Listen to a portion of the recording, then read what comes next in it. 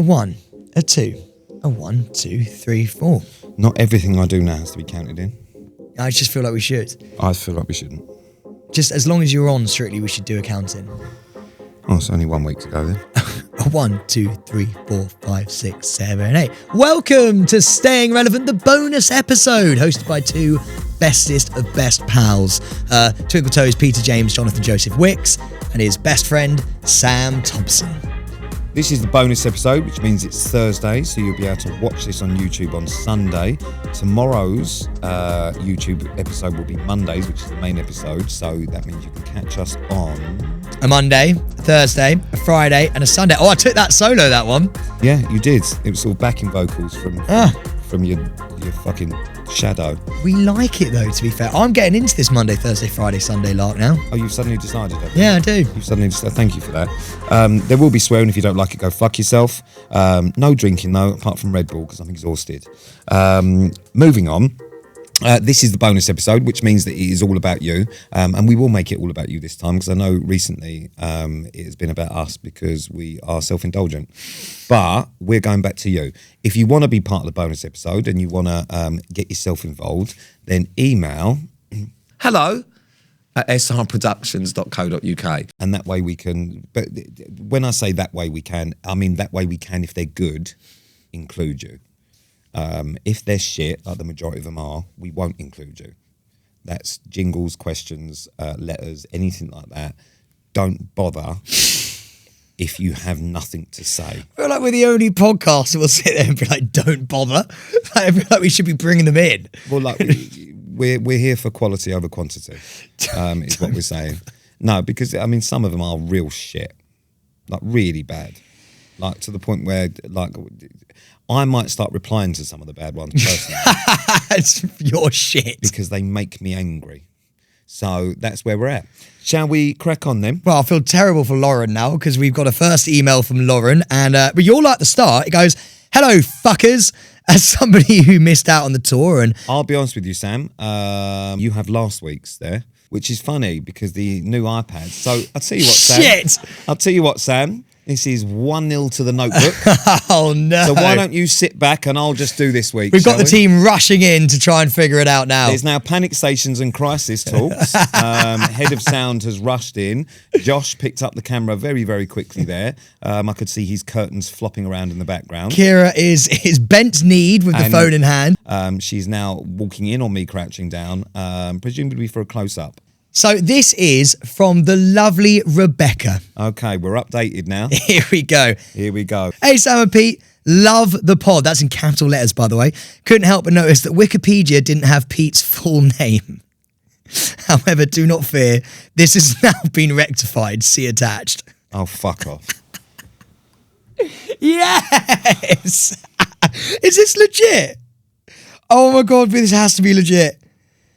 Okay, so for people who can't see this, Rebecca has gone onto Pete's Wikipedia page and updated his full name to Peter James Jonathan Joseph Wicks. It's not my fucking name. Yes. This is becoming, this. I don't know how this is gaining traction.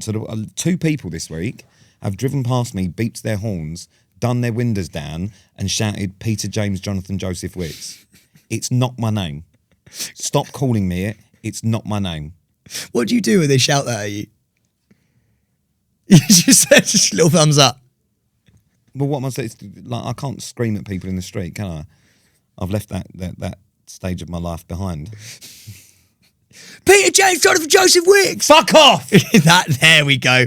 That's more like it. I really hope that's real. That is so good. Well done. She then actually goes, love watching Pete on Strictly every weekend. Those hips don't lie, baby cakes. The only thing better than Pete's moves is Sam being the ultimate cheerleader on Instagram. Keep doing us proud, Peter James Jonathan Joseph Wicks.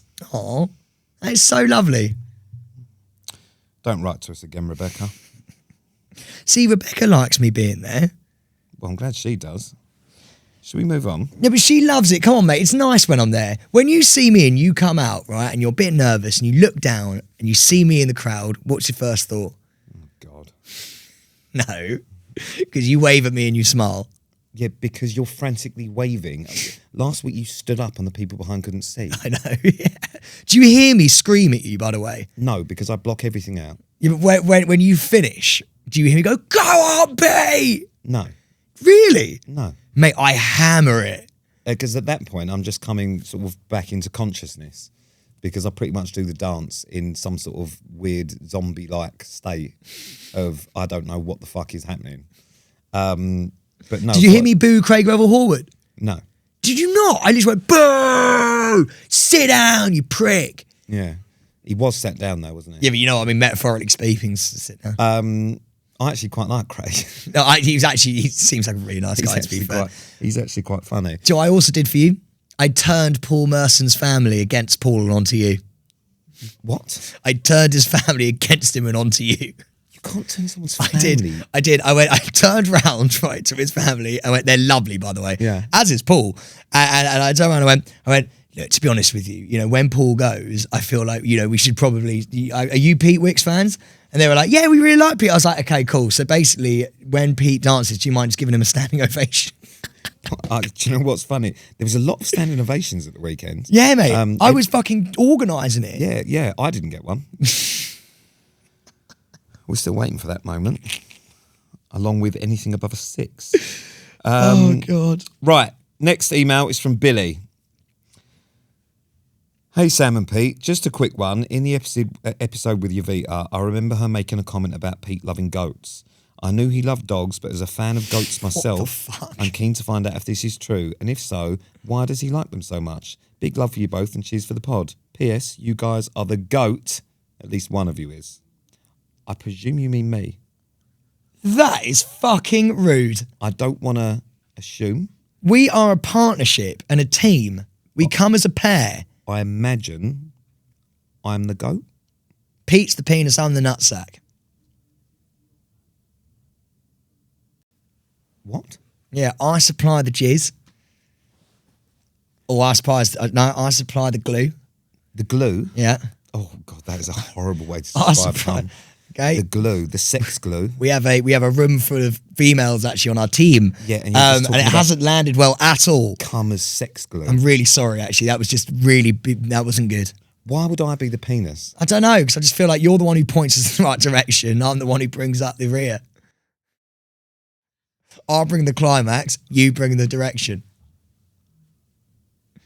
So basically, Pete's the goat, is what we're saying here. Why do you love goats so much, Pete? I mean, listen, I love all animals, but I find goats...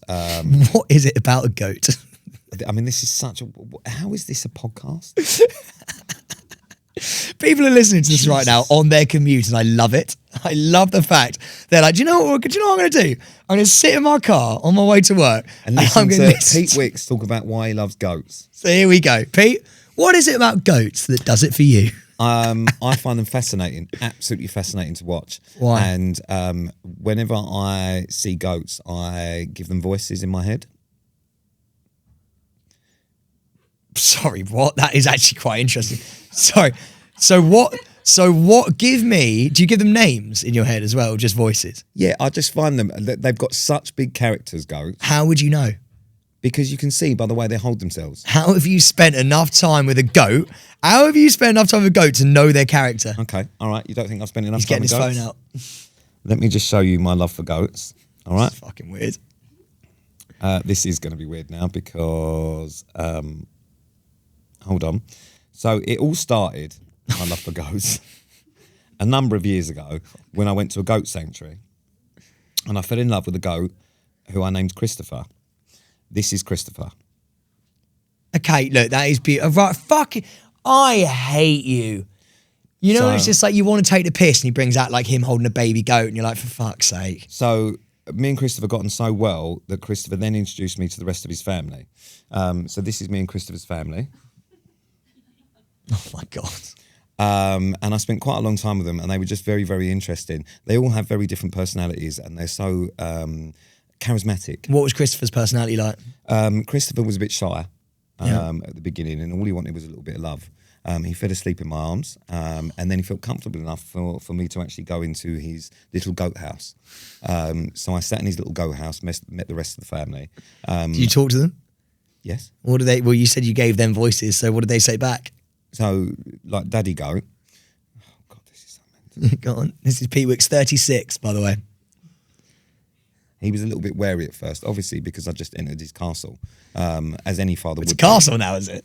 Well, yeah, as any father would be. When, do you know what I mean? Like, you know, when you're like, if you're a parent, I imagine, when one of your children brings home a new friend, you have to kind of do a bit of Vetting process. due diligence just to make sure that they're not a lunatic. And I think that's what Daddy Goat was doing initially. But then he realised that I am a soft soul, and he thought, I'm happy for Christopher to be friends with me. So, yeah, I just really enjoy being around them. They make me happy. God, I've got a really weird sort of like off the cuff question here. I've just realised what I've spoken about. Oh, no, I I think it was quite sweet, actually, to be honest with you. I'm so sorry to anyone listening to this. This is not what you tuned in for. Pete, let's say you eventually have a daughter, right? Pete has a daughter. Christ. Daughter brings home a geezer for the first time, right? How have I never thought about this before? What does Daddy Pete do? Because like she's a little princess, like you know what guys can be like because you've been one of them, and so she brings home some fella and he's from like he's Dagenham, bit like you. I'm your daughter, Daddy. Well, no, that sounds a bit weird. That's one of the most frightening Okay, things I've fine. ever experienced. I'm in your my life. daughter, and I'm coming home. And This I go, may be the most unusual episode we've ever done. it's back to basics. This is what the people love. So I come home and I go, Dad, I've got this new fella, and he's called Jim, right? And so Jim? Jim. All right, yeah, go on. So this is Jim. What is that? What do you mean, what is that? That's my boyfriend, Jim. Why is he in my house? He's staying the night. He fucking isn't staying the fucking night. But you're gonna say that in front of Let me Jim? tell you something. Don't be rude to Jim. Fuck Jim. Why is your finger? Actually, You've never don't fuck pointed his Jim. finger Don't before fuck Jim. either. I have never stayed in someone's house, like a girlfriend's house. Really? No, not if they're father, because that's his place. I'll stay in a hotel around the corner. I would never, even if I was in a relationship with them. No, Okay, right. So done it. Jim has decided to come and stay. no. No. What? Since when does Jim have the option where he decides to stay in my fucking house? I can imagine Jim No, standing there Jim right doesn't now. have an option to stay in my house. Jim, use your fucking money and go and buy a fucking hotel if you want to shag my daughter. Okay. You ain't doing it under my fucking roof. Okay, what time does he have to leave? 11 p.m. 11 p.m. Oh, that's quite late. And are they allowed to go up to the room with the door shut? No. Really? No, they sit in the living room and I watch. That sounded weird in itself.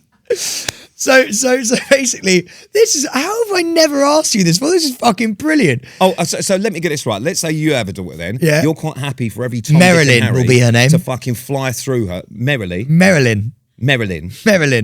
Thompson. Yeah. Marilyn Thompson. That will be my daughter's name. Okay, so Marilyn Thompson Yeah. brings home a younger version of me. Yeah. How are you with that? Well, she's... What will you do? He'll walk through the door, and I imagine what you'll do is get him to do a TikTok. I imagine you'll go, have you ever seen the scene from Bad Boys? Let's recreate that because it'd be really funny for all my fucking followers. I don't mind if you dick my daughter as long as I can do a TikTok with you. No, I'd walk in and be like, you wearing protection? What? Because I can't stop what you're going to do. You're 17 years old now, okay? Are you wearing protection? And I'd look you in the eyes. So Marilyn is going to look at you and Yeah. go, Dad, why are you asking that? And you're going to go, better to be safe than sorry. Safe than sorry. Don't take risks on treacherous roads. And your penis might be a treacherous road. That's what I would say. And I'd be like, look, you can, door open. Marilyn will die alone. And So you can hear? No, just so they wouldn't do anything untoward. And and if he was taking her out, I would say he needs to have her back by 10:30 p.m. 10:30. Yeah. Right. What time are you? Okay, right. Jim's there with your daughter. Oh, hold on. What's your daughter's name? Hold on. What's Ruth. I can see you being dad of a Ruth. Ruth. Yeah. I can see you being the dad of a Ruth. Ruth Wicks. Yeah, Ruth Wicks. Well, Ruth, James, Jonathan, Joseph Wicks. Ruth. Ruth, yeah. Why is my daughter Ruth Wicks, come here now. a 60-year-old lollipop lady? Hey, we've probably got loads of Ruth. listeners. No, don't. Ruth is a beautiful name. Ruth is a lovely name if you are above 30. It's like calling a baby, what's your baby's name? Kevin. It doesn't make sense. Those names only make sense when you they. Do you know what I mean? They only make sense when you're above a certain age. I actually disagree. I now love an old Eileen. Yeah, but you get all the cool ones like fucking Albert, and then they call him Albie and all the rest of it. But no one now has got a baby. What's your baby's name? Kev. Like, if you wouldn't abbreviate to Kev. oh, your baby's lovely. What's her name? Ruth. Eileen. Eileen, I quite like. There we go. All right, But that's because it's kind of a cool older name. But you like this is my baby. What's your baby's name? Nigel. Like it doesn't. You go Nigel. You don't look at is a baby. an accountant. I don't care That's what what but you see what I mean? You don't look at a baby and go, "That's a Nigel." like you just don't do that these days, do you? Nigel's an accountant. But if someone is like 30 plus, you go Nigel. Like it's just Nigel. That's Nige. Do you know what I mean? But you don't go to fucking nursery. Like Nige. And go and like whilst he's playing, because people call babies stupid names now, don't they? Like so, Willow and Maverick and his friend Nigel. Maverick. I haven't heard one Maverick But in my entire life. You just like pulled out of your ass. But people call babies. My friend's got a kid called Maverick. Oh, But like people call like kids like cool names. You don't just like like little. Fucking okay, do you know what? Little Tiger Lily's best friend Nigel. Do you know what I mean? All right. So Maverick. Okay, your daughter brings home Maverick, right? And he's taken her out. He's not staying in your abode. He's taken her out, right? And Maverick, he's got a couple of tats. He's 17 years old. He's just learned how to drive. And he's taken her for a spin, okay? And you don't know where they're going. What time? What are the rules? Midnight. She has to be home. Oh, fucking hell, I'm Mr. Lenient. Bloody hell. Like, yeah, but it's a different. No, but think about it, right? If they're going out for dinner and that, bars and restaurants and stuff don't close to like midnight is a fair thing for her to get home. I really want us to have kids at the same time. Imagine both of mine and Pete's kids being friends. Imagine both of our kids dating. Imagine if my baby little Ruth, right, dated your Maverick. I'm not having a kid called Maverick, by the way. Okay, fine. And why have you stolen Ruth? I thought she was mine. Okay, fine. Okay, fine. What would you do if our kids started hooking up? Well, I mean, if it was your daughter, it'd be fine because it would mean you would have to pay for the wedding. Yeah. So I don't know if oh my God, imagine if it was your daughter and I made you pay for the wedding. If it was my daughter and your child, I would have to pay for a wedding and I would do it as cheap as possible. You've always been a tight bastard. That's a fucking You've always been a do you tight know what's funny? The reason I would do it as cheap as possible is because I would want them to go and have the wedding that they want, and I would suggest that they go away and I would pay for that and just have close friends and family and go and do it nice and then just have a party. If you were paying for it, it would be the cheapest thing possible, because what you would do was you would go, well, I've got quite a big following, so I'll probably get a lot for free. Oh, as if. Yeah, 100% you would. My friend owns this, and you would make it. It would look extravagant, and you would have paid dick all. You'd have gone, Zara, get on this. Zara would have set up an Instagram account, right? Called the Thompson Wedding. Called the Thompson Wedding, and everything would be delivered to you. Just last question on this. Like I said, we've been told to move on, but last question on this. Imagine if the roles are reversed. How have we gone from goats? Imagine if the roles. Baby Ruth getting married. Imagine if the roles are reversed and Pete's daughter was getting married to my son, right? A child, and then Pete was walking a bit. Let's just say it was my son, right? And Pete had to walk his daughter down the aisle to marry my son. You would hate that. What? Yeah. Knowing you're giving her away to my family. Handing over my daughter to one of you. To a DeCourcy Thompson. Oh, she wouldn't be having that fucking shit. Yeah, she would. No, absolutely. The DeCourcy. No, she can drop the fucking... She's not having a Wix. She's not having a Wix. Well, no, she can have Thompson, but she can drop the fake French bit you've got. Like, don't be so stupid. I love the way... I really want my son to slam your daughter. We don't have... Why are we... You want your son to slam my daughter? How about I punch you in the face? Why am I getting defensive over a daughter I don't have? God, okay, we've definitely got to pair this up. Straight off topic there, but just for the record, no one is slamming Ruth. But the point I make, well, someone might be out of our listeners. No one is slamming Ruth. Well, there might be a Ruth listening to this, being like, "Well, I'm getting Ruth slammed." can get slammed because she's not my daughter, but okay, not my Ruth. Okay, yeah. Do you know what? We've got to pair up when we have kids. We have to. We absolutely have to. But if we're still friends. Oh, we will be. Don't you worry about that, mate. Would I be a godfather? Yeah, fuck yeah. You'd be the jokes godfather. but I'd warn them joke, off you. Scott. I'd be Why like, would you warn them off he's the good time guy, but like just like don't let him take you out. Even if it was my son, like I'd be like, You wouldn't let your son come out with nah, them? because I'd be a bit like, he'll get you into deep water. Yeah, and the fucker better learn how to swim. Oh my God. You would be Godfather though. Right. Would I be Godfather? You'd be considered. Considered. Right, okay. So that's the weirdest episode I've ever had that I can't wait to finish now. I've really enjoyed it. Question time. It's highlighted here in yellow, which means it must be important. And do you know what's funny? She just did that on the laptop live, which means that these iPads are actually working wonders right now. So you could ask us this week. We put out a little thing saying that you could ask us whatever the fuck you like. This, I already know, because I've not seen any questions, but I already know that this is going to be a fucking car crash. This is going to be And brilliant. I'll tell you why, because under this bit here, and we genuinely don't know what these questions are going to be, we're going to do these in real time. Oh, IRL. So we're going to be doing this in real time. But apparently, and it's in capitals here, you have understood the assignment. So let's crack on with some questions. Yeah, but do you know what I quite like as well? You haven't mentioned the point that it says today's question will be revealed below, and they haven't done it yet because we can do it live. Okay. Sorry, I'll add to that then. We're using technology now. Type away. Should we close our... Oh, they're straight up. They're straight in. Oh, my God. Okay. So, okay. Shall I ask the first question or do you want to ask the first question? I couldn't give a fuck. Okay, I'll go. In a universe where only one is possible, whose TV win would you keep? Either Sam winning I'm a Celeb or Pete winning Strictly? Well, that's a fucking good question. It's a good question. It's very easy as well. We would keep Sam winning I'm a Celeb because it's the only win that's actually going to happen.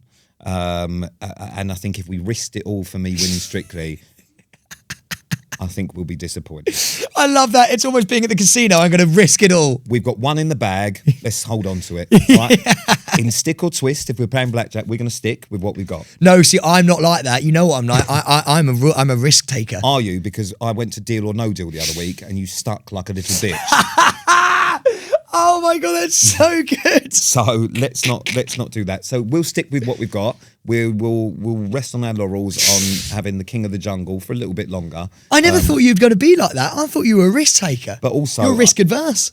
I'm a risk taker, but I'm also a realist. And so that would be the logical answer to that. But on the emotional side of things, I would much rather see Sam win something than me. What? That? Why? Because I think you deserve it more than me, and because I love you, and I would rather see you have the happiness. Oh, fuck! That's very sweet of him. But right? but also true. It means more to you to. He knows how much I love winning these things. Yeah, like so, I would much rather see you happy by winning something. Yeah, but we also win together. That's the beauty. So actually, and also I find it a lot easier just hanging off the back of him than being the front runner. No, so do you know what? Actually, I'm going to say this. I've really enjoyed hanging out the back of you. I've really, really enjoyed it. Like coming up to your shows and turning up to your rehearsals. Stop. Just want to clarify before this becomes an article. Sam has never and will never hang out the back of me. Oh, sorry. Hang off you. No, hang off you.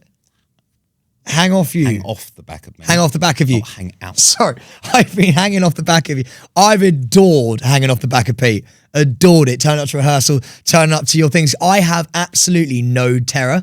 It's so fun being the other person. And knowing that I benefit from Pete doing well. It's really cute. One more question. Another question. Oh, this is a very good one. Very easy answer for this one as well. If you guys hadn't become friends, would you be more or less successful? I'm going to answer that first because I know the answer for me. Don't say the wrong one. I know for a fact I would be less successful. And this has been the bonus episode. Thank you so much for listening. We got a really nice, that's really lovely from Pete. We, no, do you know what? And I'll tell you why. Because I have a very specific sense of humour and I wouldn't have done a lot of the things that I've done if it wasn't for you forcing me to do them.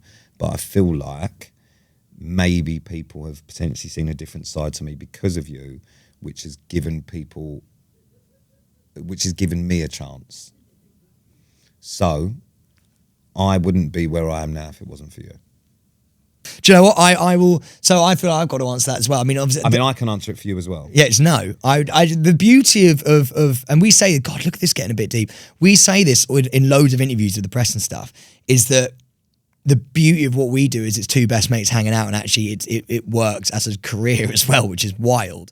I only am where I am today because of Pete.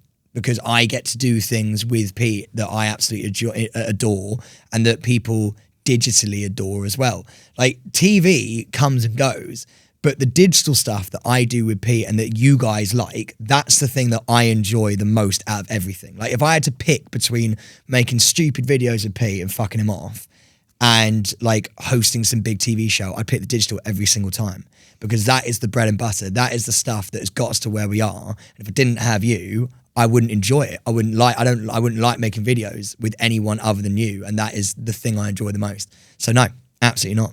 We would both be in the gutter. Is what we say. They're the serious answers to that, but also the obvious answers to that are that I'm too fucking miserable on my own, and he's too fucking annoying on his own.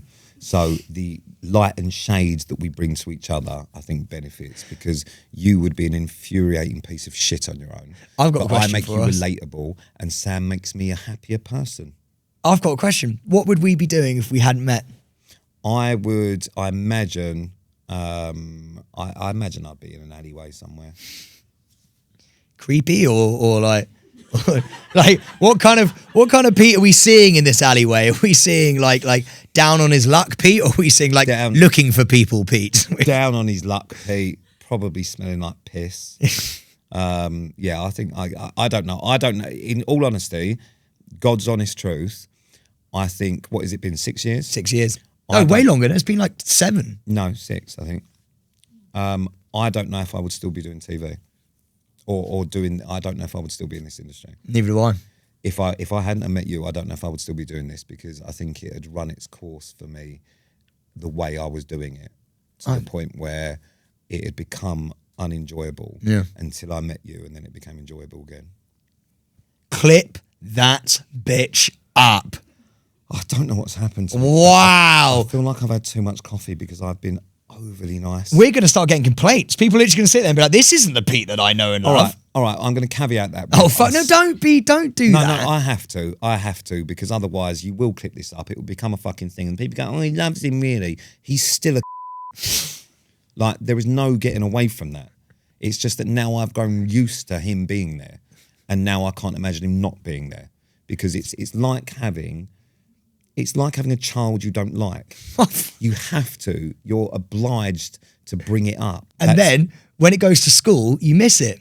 And then when it goes to school, you enjoy the first couple of weeks, and then you realise that actually, because you've had to spend your life and change your life around that person, that you no longer have your own life. He's had to change his life to accommodate me, and I love it. So then what happens is you start feeling bad about yourself, because you realise that without that person, you don't have a life, and that it's all their fault.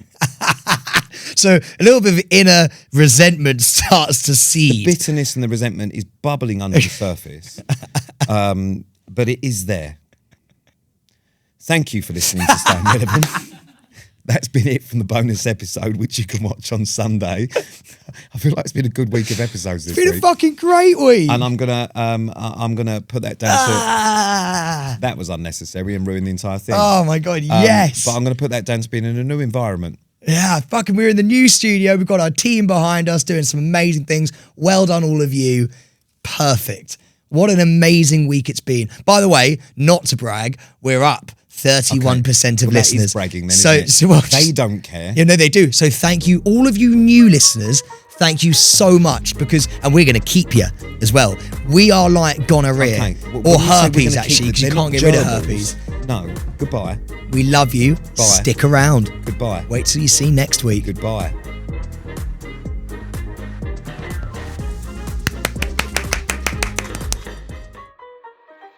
This has been a Staying Relevant production.